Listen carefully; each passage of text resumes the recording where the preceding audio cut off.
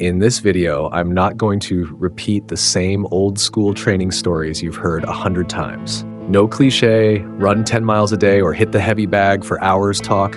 I'm here to tell you what those other videos miss to match. Stick around. This is one video you won't regret watching. On the afternoon of July, standing at Toledo that day under the blazing Ohio sun, Jack Dempsey, the heavyweight champion, felt like a baby as he glanced across the ring and saw Big Jess Willard shrug off his bathrobe in the opposite corner. Cowboy Jess was heavyweight champion of the world, and he was a giant. Moreover, he was a perfectly proportioned giant. He was every inch an athlete. He tapered down beautifully from Derek-like shoulders, and his muscles were so smooth you could scarcely see them rippling under his sun-tanned skin. He towered 6 feet, 6 inches and a quarter. He weighed 245 pounds. In comparison, Dempsey shaped up like an infant or a dwarf, although he nudged past 6 feet and scaled 180 pounds.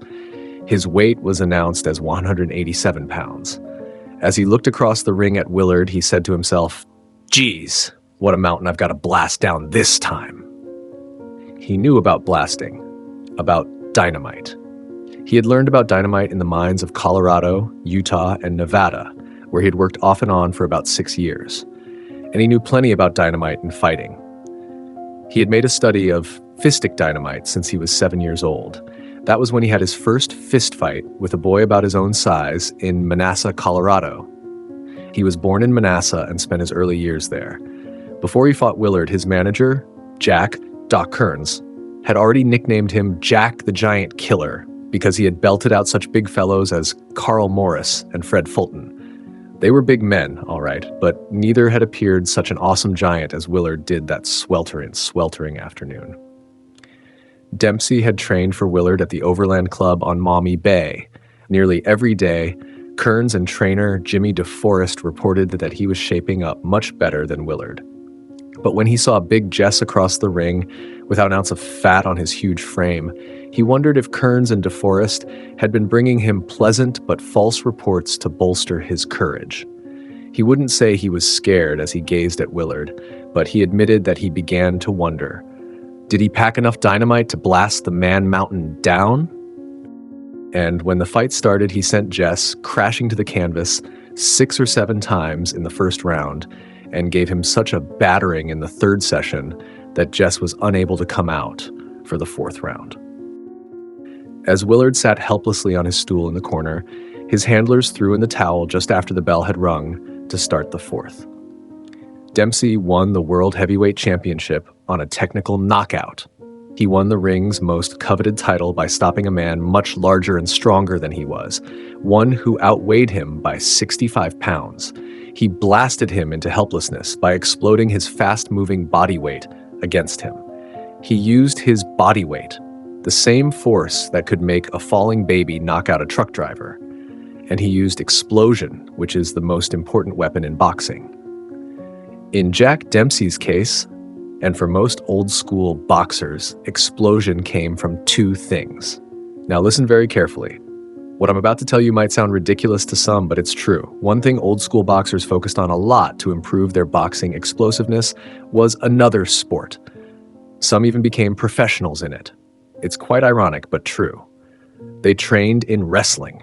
Wrestling and grappling were essential, but often overlooked aspects of old-school boxing training. While modern fighters focus on isolated strength exercises, the legends of the past understood that true fighting strength came from real-world physicality, grappling, clinching, and controlling an opponent in close quarters.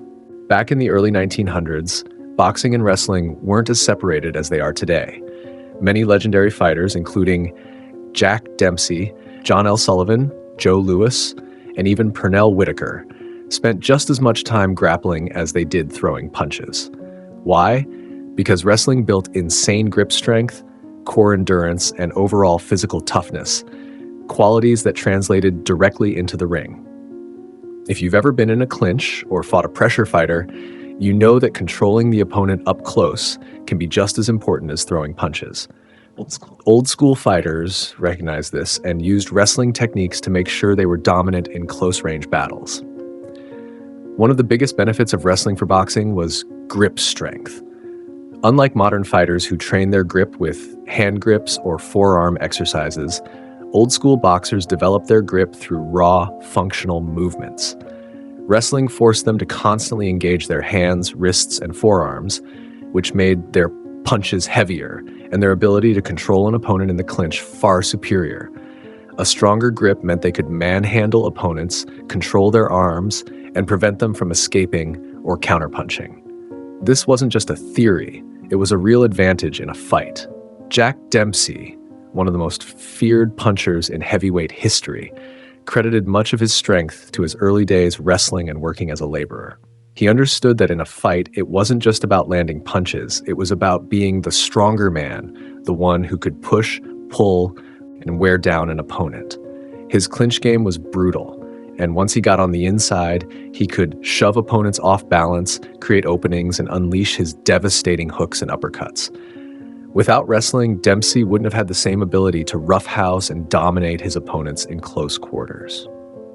But grip strength was just one part of it. Wrestling also built insane durability. In wrestling, you're constantly pushing, pulling, resisting, and getting thrown around. This made old school fighters incredibly tough. Their necks, backs, and cores were conditioned to absorb punishment. Unlike today's fighters who often rely on machines to strengthen their bodies, the old school warriors used real resistance, other human bodies. Grappling and wrestling forced them to build strength in the most natural way possible. And let's not forget John L. Sullivan, the bare-knuckle champion who ruled the sport in the late 1800s. Back then, boxing was different. Fights could last dozens of rounds, and grappling was a major part of the game. Sullivan trained in wrestling because he knew that fights weren't just about landing clean punches. They were about endurance, toughness, and being able to control an opponent in close quarters. His training gave him the ability to outlast opponents in grueling fights, where wrestling skills often made the difference between winning and losing. Even as boxing evolved and became more regulated, the smartest fighters never abandoned their grappling roots. Some of the greatest champions of all time, including Rocky Marciano, trained in wrestling to develop strength, balance, and durability. Marciano, known for his unbreakable will and relentless pressure, understood that if he could push, pull, and manhandle his opponent in the clinch, he could tire them out and break them down round by round. But somewhere along the way, modern boxing forgot about this. Today, fighters focus on lifting weights, using fancy machines, and isolating muscles. They've replaced grappling and real-world strength training with gym-based routines that don't replicate the actual demands of a fight. That's why you see modern fighters struggling in the clinch, getting bullied on the inside, or fading late in fights. They don't have the raw strength and endurance that the old school legends had. And after wrestling, another key element that played a massive role in the old school boxing era was chopping wood. Chopping wood wasn't just about building muscle. It was about forging the kind of relentless, battle-tested power that could break opponents down over 15 grueling rounds. Unlike lifting weights in a controlled gym environment, swinging an axe required raw, functional strength, explosive hip rotation, and total body coordination.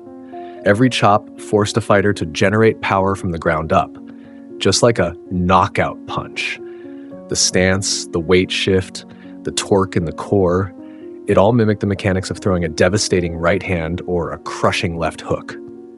But it wasn't just about power. It was about mental and physical endurance. Fighters didn't just chop for a few minutes. They spent hours hammering away at logs, developing iron wrists, forearms, and shoulders that could absorb punishment without breaking down. The repeated impact toughened their hands, conditioned their grip, and built the kind of relentless work ethic that separated great fighters from the rest. Rocky Marciano was famous for his brutal wood-chopping sessions.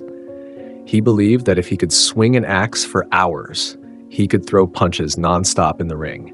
His trainer, Charlie Goldman, once said Marciano's training was so intense that by the time he entered the ring, fighting felt easier than his workouts.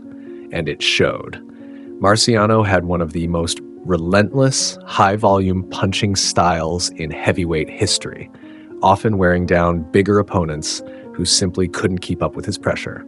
Even Jack Dempsey, known for his ferocious power, used wood chopping to develop the crushing force behind his punches. His legendary left hook wasn't built in a weight room. It was built through grueling manual labor, conditioning his entire body for maximum impact. Fighters from that era understood something modern boxers often overlook. True power comes from repetition, from swinging heavy objects over and over until the body becomes an unstoppable weapon.